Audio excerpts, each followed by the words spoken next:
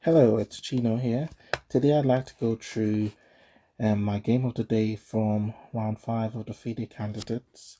And this one was between Kirill Alekseenko, the Russian player, and Maxime Vachier-Lagrave. So in this one we saw the first few moves of the Knight of Sicilian. So after knight takes d4, knight f6, knight c3, a6. And here we got if you like, an indication of what was to come after the move pawn to f3. Now, this usually signifies that white wants to play the English attack. And we'll see, the typical setup with bishop to e3, queen to d2, castles, queenside, etc. Okay, so black continued pawn to e6. The other alternative here is to play pawn to e5, and that's one of the main lines in this variation. So a typical line and a popular line that's been played several times is this line with knight to b3, retreating the knight to c square, bishop to e6, bishop to e3, bishop to e7. Both sides just developing pieces. Queen to d2, castles kingside, castle queenside. When we see this opposite side castling from white and black, and both the white and black players just go for each other's king. It tends to lead to very wild, interesting positions. Okay, so just going back to the game and to the position after pawn to e6. So yeah, Vachier-Lagrave seemed to prefer this move to e5. White continued bishop to e3, just developing pieces, and now we see this move b5. This move prepares bishop to b7, which later supports, pawn to d5. And it also starts, if you like, counterplay on the queen side, because it's quite clear that white's going to start, some attacking scheme on the king side. Okay, so white just continued developing as usual, as normal with queen to d2. And now we see knight b to d7, sorry. This knight can end up on e5 or c5 one day, or even on b6 in some variations. And now we see white go for this, if you like, quiet move h3. I guess stopping pawn to b4. Let's see what happens if white, for example, plays the main line, which is pawn to g4, starting a kingside attack. Well, in this variation, b4 would happen, and after something like knight to a4, better than retreating to the first rank. Pawn to h6, preventing pawn to g5. Castles queenside. Knight to e5, and that move I told you was possible. I think we've seen several variations where, not several variations, several games where white's gone queen takes b4, but after bishop to b7, black got good at attacking chances in quite a number of games, with rook to b8 attacking the pawn on g2, and black going, queen to c7 at some point. But it's a very different kind of game. So just going back to the position after knight b to d7, and this preventive move a3, it's obvious here that white didn't want to go into the variation with g4 and counterplay on the queen side. And here black took the opportunity to play h5. So this is justified here because white, delayed this move, pawn to g4. So yeah, why not play h5 to prevent g4? Anyway, so white continued castles queenside, and here we see bishop to b7. Yeah, so just eyeing the d5 square for a possible d5 pawn break. White played king to b1. It's usually typical in these sorts of positions. So before you start the kingside pawn storm, to just tuck the king, in the corner. That tends to be a safer square for the king than on c1. So here again we see bishop to e7, just simple developing move. And here we see a curious move from white, which was rook to g1. Now the idea here is to go, obviously, to support the pawn push to g4. But the other way white could have achieved this would have been to play h3 first. But anyway, let's see what happens after bishop e7 and rook to g1.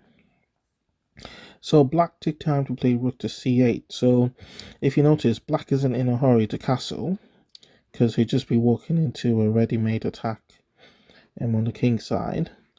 And at the same time, this rook gives black some chances of counterplay on this c file, which we'll see in the game. So after rook to c8, white played bishop to e2, just preparing g4 with just one more move. And then now we see knight to b6.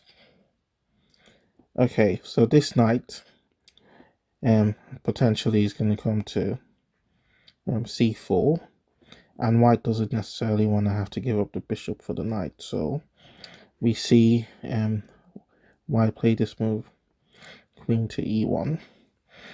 So I guess in this position, if knight to c4, then the bishop could just drop back, or maybe even go to g5. Okay, so what to do for black?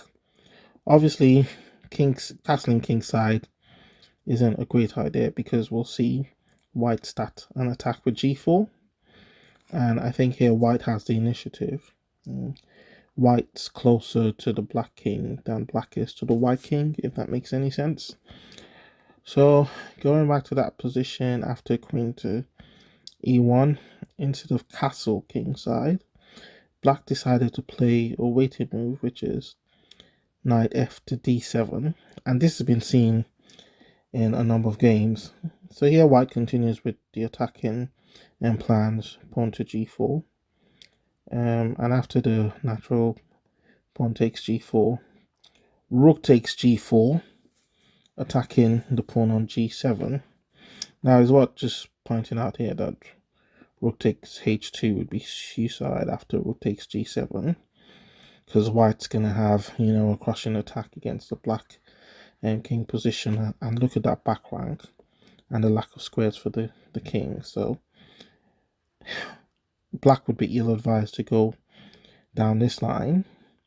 So after rook takes g4, black had to consider, a few moves here. And there are a couple of games in my database where black simply went king to f8 and drew.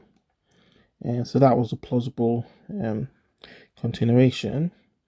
But here we saw this move g6, which I can't find in any games in my database. It's probably one that's been prepared at home by Vachier-Lagrave. And now we see this tactical shot. Rook takes g6. Now the simple point here is pawn takes g6 is impossible because of knight takes e6, winning the queen. So just going back to that position after rook takes g6.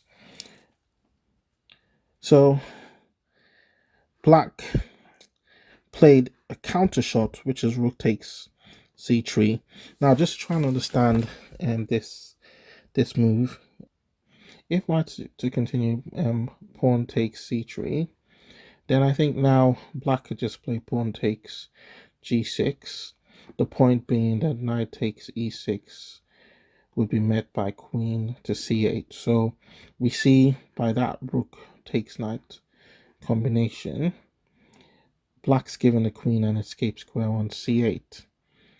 So I think that explains, it's easy to understand that move when you look at this variation. So if we go back to the position after rook takes g6, and the counter sacrifice rook takes c3, we get a very tactical position where the wrong move would be fatal for either side. But it appears to me that both players might have analyzed this at home, because white just uncocked knight takes e6.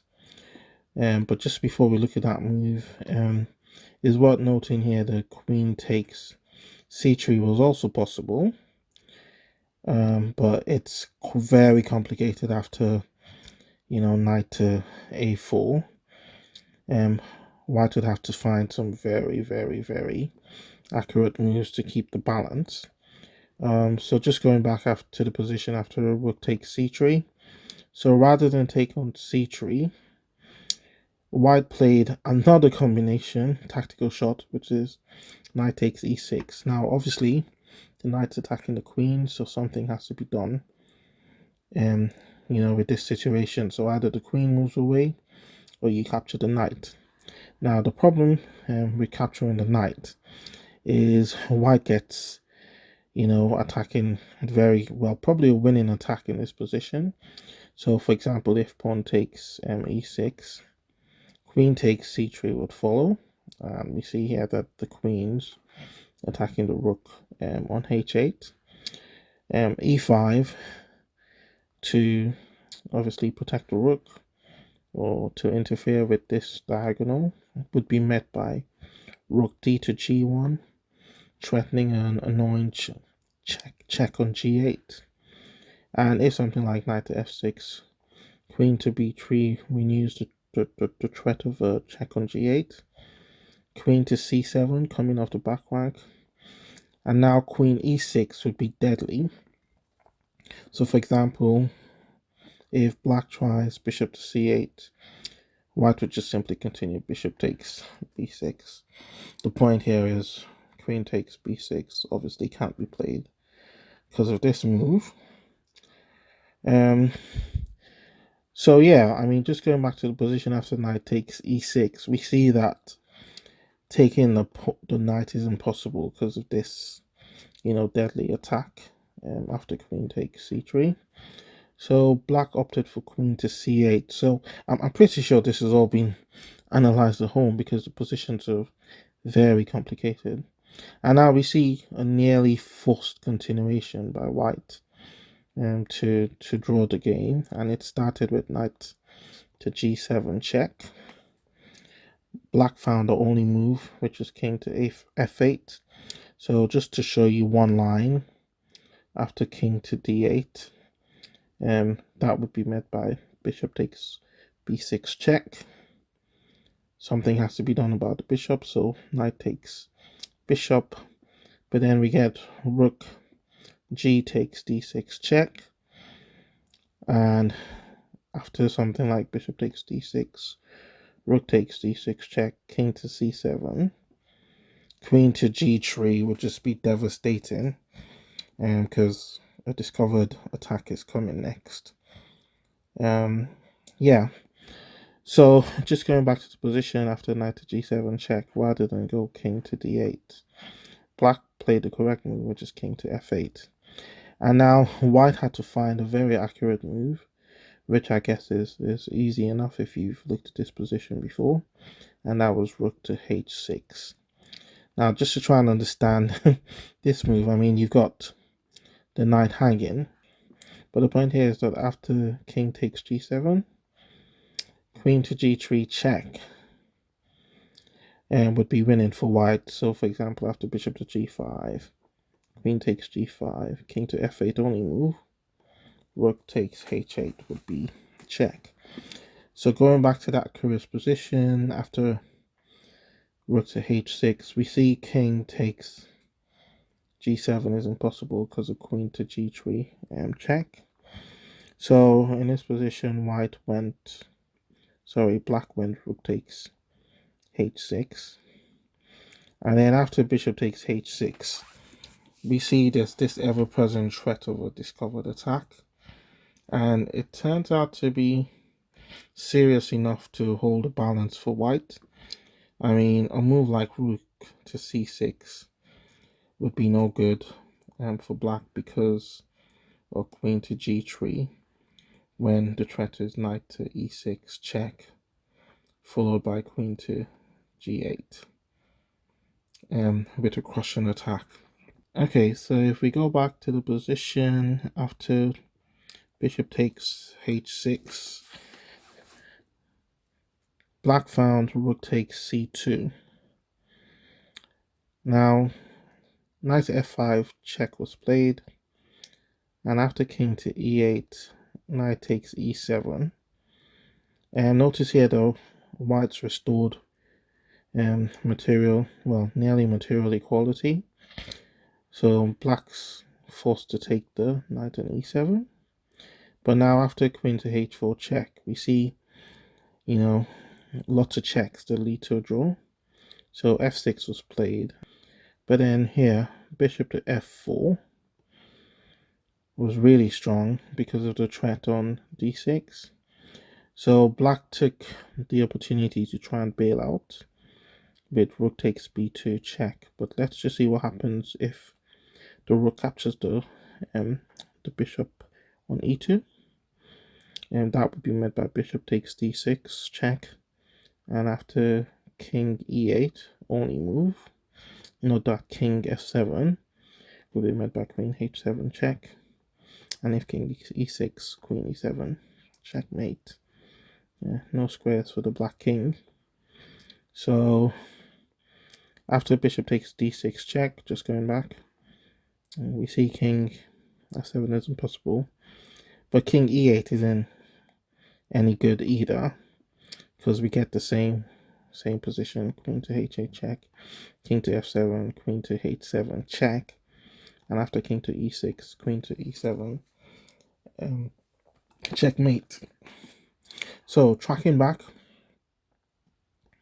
so after this key position with bishop to f4 attacking d6, I mean black didn't have any satisfactory defense of that pawn, so black took the opportunity to bail out with rook takes b2 check, and we'll see the point of this combination in a second. King takes b2, and now we see the forcing reply, knight a4 check, and the king has to move. b1 seemed like a king to b1 seemed like the natural move, because obviously king to a2 would be met by queen to c2 followed by mate. So just going back to knight a4 check, so king to b1 seemed like the only good square. But now after knight to c3 check, king to a1, knight takes d1, gives black temporary material advantage. But then we see this perpetual check by white with queen to h7 check. After king to d8, queen to g8 check, and king to e7. It's quite instructive here to see what happens after, say, king to c7. Then we get this move, queen takes d8 check, and after king takes c8, sorry, not d8, c8, bishop takes d1. When, even though, you know, it's equal pawns, and one of these is a pass pawn, and then you got two bishops. So yeah, white should win this quite easily. So let's just go back to that position with queen to g8 check. So yeah, we see king to c7 doesn't work because of the queen exchange and the capture on d1. So king to e7. But then white just used the opportunity to play this perpetual check, and queen to h7 check, king to d8, queen to g8 check, king to e7, and queen to h7 check, and a draw was agreed. It's just worth noting, just going back a move, after king to e7, queen to h7 check, this won't really have changed anything because of this check. But yeah, so this was an interesting draw between Alekseenko and Vachier-Lagrave. I hope you enjoyed the game, and please don't forget to subscribe, and I'll see you in the next one.